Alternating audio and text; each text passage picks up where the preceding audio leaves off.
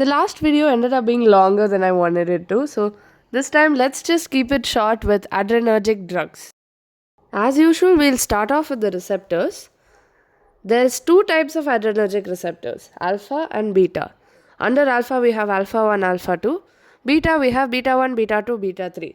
If we know the location and function of these receptors, the drugs and uses become much easier. So alpha 1 is present post-junctionally on effector organs. Alpha 2 is pre-junctional on nerve endings and post-junctional in all these places: brain, beta cells, certain blood vessels and platelets. What is this pre and post junctional? Let's try to understand that. So, your pre junctional is nothing but presynaptic neuron, post junctional is postsynaptic neuron. What they're saying is alpha 1 is here while alpha 2 is up here. What is the point of keeping a receptor up here? Like, if there is neurotransmitter, shouldn't it just come and bind to the postsynaptic junction? Why do we have a pre-junctional receptor? That is because if there is enough adrenaline in the synapse, some of it goes and binds back to the pre-junctional receptor. That way, it acts as a feedback mechanism. So, alpha 2 is also known as autoreceptor. In other words, there are some receptors on the presynaptic neurons which act as a sensor for if there is already too much neurotransmitter.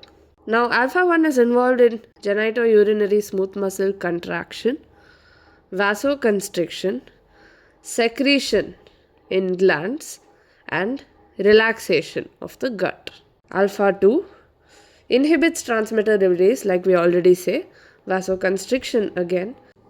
All these functions will be the opposite of your usual adrenergic functions because it's on the presynaptic neuron. So decreased sympathetic central flow, decreased insulin release, platelet aggregation, etc. Coming to the beta receptors, beta 1 is heart. Can you comment down below which muscarinic receptor is present on the heart? Beta 1 is there in the heart as well as juxtaglomerular cells of the kidney. Beta 2 is present in bronchi. What do you think it will do here? It will cause bronchodilation because acetylcholine was causing bronchoconstriction. Blood vessels, uterus, liver, GIT, urinary tract and eye. Beta 3 is mostly present in adipose tissue and the detrusor muscle. Okay? Now that we have these down, let's directly jump into the classification. Actually, if you look at sympathomimetic or adrenergic drugs, strictly speaking, we have direct, indirect and mixed. What do you mean by directly acting sympathomimetic drugs? It means you have a receptor. These drugs will go bind to the receptor themselves.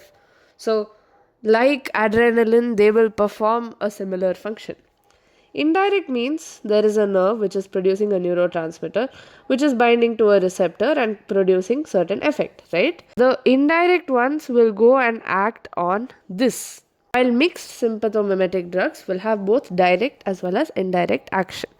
Examples of each would be phenylephrine, methoxamine, salbutamol, etc. Basically your adrenaline, noradrenaline, similar drugs.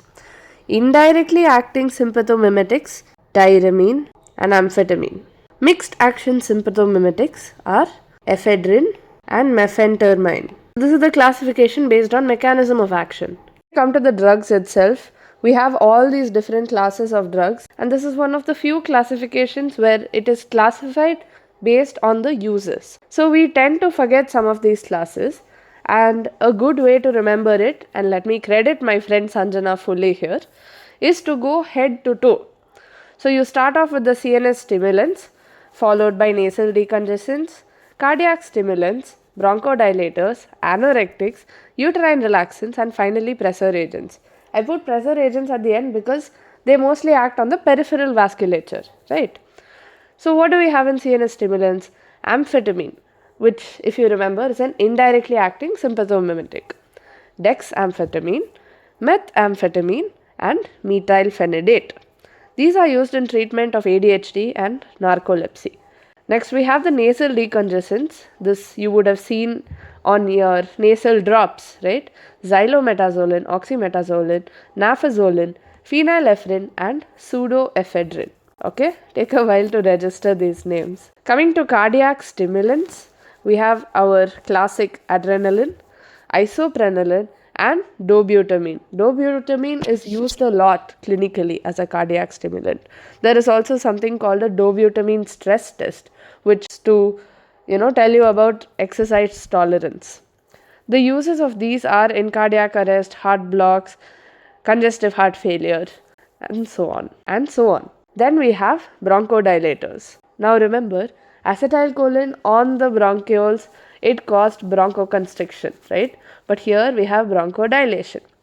Similarly, we had a class of drugs in anticholinergics called bronchodilators, but those were more useful in COPD, whereas these adrenergic drugs are more useful in asthma.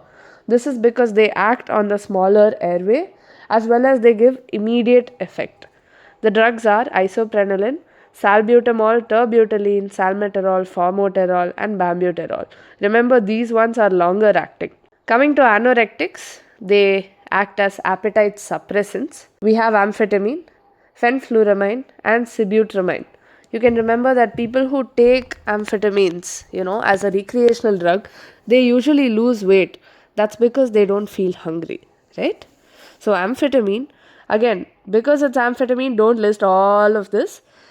It is fenfluramine and sibutramine. Two more to go: uterine relaxants, ritodrine, isoxsuprine, and salbutamol terbutaline. Wait, what? Didn't we already see them in the bronchodilators part?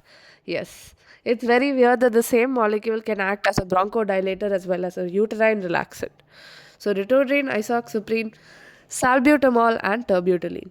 Lastly, we have the pressor agents. As you know, all adrenergic drugs are potent vasoconstrictors, although not to the same extent and not on the same vessels. So here we have noradrenaline, ephedrine, dopamine, phenylephrine, methoxamine, and mephentermine.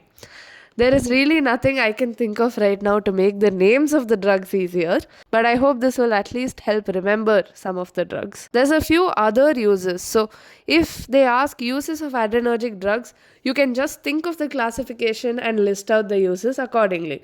But apart from this, we have a few other uses. Adrenaline, as you know, is used along with local anesthetics. Please learn the concentration commented down below if you can. Postural hypertension, not due to a drug, but due to autonomic neuropathy, which means if you have postural hypertension due to a drug, you have to change or discontinue the drug. In that case, we don't give sympathomimetics. But if it's due to age or neuropathy, then yes.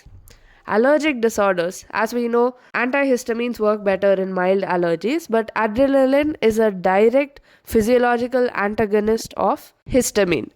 So it makes sense to use it in allergic disorders.